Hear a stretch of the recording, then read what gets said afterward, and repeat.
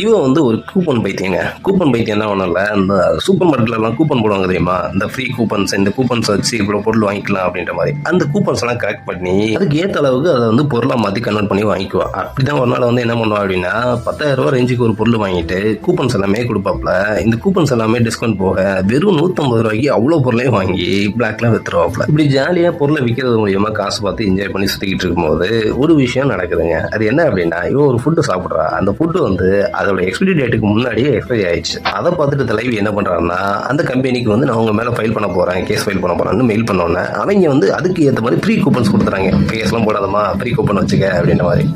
தலைவி என்ன பண்றா அப்படின்னா, இதையே ஒரு தொழிலா பண்ண என்ன அப்படின்ற மாதிரி எல்லா எக்ஸ்பைரி ஆன பொருள் அந்த மாதிரி விஷயங்கள் எல்லாம் வாங்கி உங்க மேல வந்து நான் வந்து பண்ண போறேன் அப்படின்ற மாதிரி சொல்லி அவங்ககிட்ட வந்து ப்ரீ கூப்பன்ஸ் வாங்கி அதை வந்து என்ன பண்றா அப்படின்னா இன்டர்நெட்ல சேல் பண்ண ஆரம்பிச்சிடான். அதன் மூலியமா மிகப்பெரிய பணக்காரியாகவும் ஆயிடுறாங்க. நல்லா இருக்குல்ல? இந்த கதை பிடிச்சிருந்தா நம்ம சேனல் சப்ஸ்கிரைப் பண்ணி